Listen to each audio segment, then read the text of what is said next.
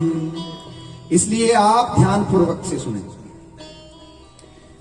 नारद कहते हैं मैं दासी का पुत्र था और दासी का पुत्र भी ऐसा कि ऐसे नक्षत्र में पैदा हुआ कि जब पैदा हुआ तो पैदा होते ही मेरे पिताजी स्वर्ग सिधार गए। अब हम दास थे, पिताजी कमाते थे, मेरी मां का पेट भरते थे, तो मुझे भी मां से दूध मिलता था। जब पिताजी की मृत्यु हो गई मेरे पैदा होने के बाद, तो मेरी मां भूखी रहने लगी, किसी ने भोजन नहीं दिया। फिर मां के स्तनों का दूध भी सूख गया, मैं भूखा मरने लगा। मेरी मां तड़पने लगी। आज मेरी मां ने मुझे गोदी में उठाया और वो नव प्रसूता मेरी मां आवाज लगाने लगी, गली गली मोहल्ले मोहल्ले में जाकर के कोई नौकर रख लो। परंतु किसी ने मेरी मां को नौकर नहीं रखा। जो भी देखता कि इसके पास एक छोटा बच्चा है तो कहते अरे तू क्या घर का काम करेगी, अपने बच्चे को पालेगी या घर का काम करेगी। दर दर की ठोकरें मेरी मां खाने लगी। जाती जाती मेरी मां काशी में पहुंच गई। काशी में एक वेदवादी ब्राह्मण के घर के बाहर जब आवाज लगाई तो ब्राह्मण बाहर निकला। उसने कहा बहना, अरे तुम क्या काम करोगी, अपने तन को देखो, तुम्हारी गोदी में छोटा बच्चा है, आओ तुम पहले भरपेट भोजन करो, मेरे यहाँ रहो, अपने बच्चे को पालो, काम करने की आवश्यकता नहीं है। जब ये बड़ा हो जाएगा तो बाद में देखेंगे, परंतु अभी तुम अपने बच्चे की रक्षा करो। उस वेदवादी ब्राह्मण के घर में जब मेरी मां को भोजन मिलने लगा तो मुझे भी पुनः दूध मिलने लगा। मैं धीरे धीरे बड़ा होता गया। उस ब्राह्मण के घर में नित्य प्रति संत आया करते, बड़े बड़े विद्वान ब्राह्मण आया करते, सत्संग हुआ करते। मैं अपनी मां के साथ नित्य प्रति उन सत्संग में बैठा करता। मेरी मां उन संतों की भोजन करवाने के बाद जो बच जाता मुझे भी वो प्रसाद रूप में दिया करती, जिससे मेरी मति शुद्ध हो गई। और मैंने जान लिया कि मोह निशा जग सोव निहारा, देख ही स्वप्न अनेक प्रकारा। ये जगत मोह की निशा में सो रहा है। यहां कोई किसी का नहीं है, मात्र एक परमात्मा से ही जीव का संबंध, इस आत्मा का उस परमात्मा से ही नित्य संबंध है। ये तो पुत्र दाराप्त बंधुनाम पंथ संगम, ये तो रास्ते का संगम है हमारा।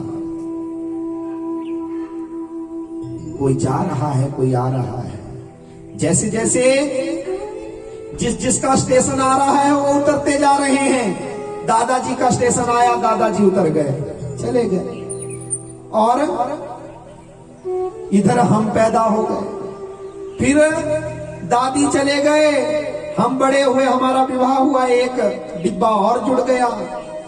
फिर माँ बाप चले गए तो हमारे घर में आगे, ये तो रास्ते का संगम है। इस पंचायती धर्मशाला में नए लोग आ रहे हैं, पुराने जा रहे हैं। मैंने उन संतों का संग जब किया तो मैं जान गया कि ये जगत झूठा है। जगत में झूठी झूठी देखी प्रीत।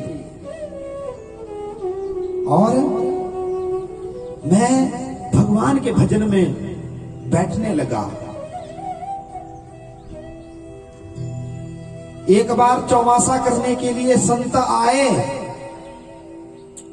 और उनके साथ 4 महीने मैंने खूब भजन किया। अब तो मेरा मन परमात्मा के चरणारविंदों में पक्का चिपक गया। परंतु जैसे ही चौमासा पूरा हुआ, वो संत लोग जाने लगे तो मैं उनके पीछे पीछे हो गया। नारद अपना पूर्व जन्म का वृत्तांत सुना रहे हैं। जैसे ही संतों ने मुझे अपने पीछे आते देखा तो कहा बेटा तुम कहां जा रहे हो। संतों ने मेरा नाम रामदास रखा था। संत कहते हैं, अरे रामदास तुम कहां जा रहे हो? मैंने कहा, महाराज अब मुझे इस जगत के झमेले में नहीं पड़ना, मुझे तो आपके साथ रहना है। संतों ने मुझे समझाया कि बेटा, तुम्हारी मां ने तुम्हें बड़े कष्ट से पाला है, उसका तुम ही सहारा हो। मातृदेवो भव, पितृदेवो भव। सबसे पहले मां देवता है, पिता देवता है। अगर तुम उनका मां का दिल दुखाओगे तो फिर भगवान को कैसे पाओगे?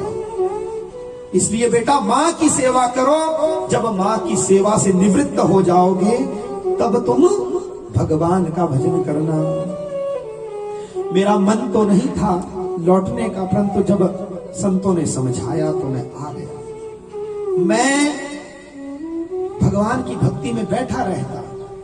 मेरी मां को डर सताने लगा, कहीं बाबा ना बन जाए।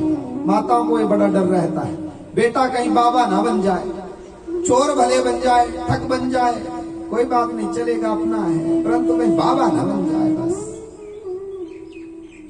मां बार बार मेरे को भक्ति से हटाती, अरे बेटा कुछ कमाया कर, लोगों से मिला कर, कल को तेरा विवाह भी होगा। तू यहां कमरे में बैठा बैठा चुपचाप रहता है।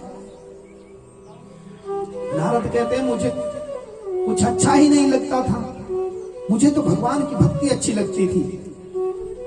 एक दिन समय आया कि मेरी मां सुबह सुबह गाय दूने गई, अंधेरा था, रास्ते में सांप था, उसके ऊपर पांव पड़ा और मेरी मां को सांप ने काटा, और जैसे ही काटा मेरी मां की मृत्यु हो गई। अब महाराज अकेला रह गया, मां भी चली गई। जैसे ही मां की मृत्यु हुई तो मैं उन संतों को ढूंढने के लिए चला गया, परंतु बहुत ढूंढा, परंतु वो संत मुझे नहीं मिले। ढूंढते ढूंढते मैं एक जंगल में पहुंच गया। वहां पर बट वृक्ष के नीचे बैठा, जैसे ही परमात्मा का भजन करने लगा तो ना जाने कब समाधि लग गई। और समाधि ऐसी लगी कि ना जाने कितने वर्ष बीत गए समाधि में। मुझे बहुत वर्षों का पता नहीं चला, परंतु भगवान के दर्शन नहीं हुए। एक दिन जब मेरी समाधि टूटी तो मैं सोचने लगा, अरे इतने वर्ष बीत गए परंतु भगवान ने मुझे दर्शन नहीं दिए। मैं जोर जोर से रोने लगा, और जैसे ही मैं जोर जोर से रोने लगा तो आकाशवाणी हुई, रामदास चिंता मत करो, तुम्हें भगवान का दर्शन जरूर होगा, परंतु अभी तुम पक्के संत नहीं बने हो, पुनः तप करो। जब मैंने पुनः तप किया, सृष्टि का लय हो गया, नया कल्प जब आया तो मैं ब्रह्मा जी का मानस पुत्र बन करके मेरा जन्म हुआ। और स्वयं उस भगवान ने, हरि ने मुझे देवदत्तामिमां वीणा स्वर ब्रह्मा विभूषिता मूर्छयित्वा हरि कथां गायमानश्चराम्यहम्। और मुझे भगवान ने ये वीणा स्वयं दी और मेरी ड्यूटी लगा दी कि आज से नारायण मेरे ही नाम का गुणगान करो। और तब से लेकर के मैं सर्वत्र मेरी गति है। मैं देवताओं में जाऊं तब जय जयकार, राक्षसों में जाऊं तब जय जयकार, पृथ्वी पर जाऊं तब जय जयकार। ये भगवान के भजन का ही आशीर्वाद है। इसलिए तुमने उस उत्तम श्लोक का वर्णन तो किया ही नहीं। आज नारद जी ने व्यास जी को चतुश्लोकी भागवत का ज्ञान दिया। 4 श्लोकों का ज्ञान दिया, जिसको सुन करके जान करके वेद व्यास जी ने उन्हीं 4 श्लोकों से 12 स्कंध 335 अध्याय 18,000 श्लोकों का ये भागवत रूपी ग्रंथ तैयार कर दिया। बोले भागवत भगवान की। जब ग्रंथ को तैयार कर दिया तो सोचने लगे, अरे इसको पढ़ाएं किसको? इसको पढ़ने के लिए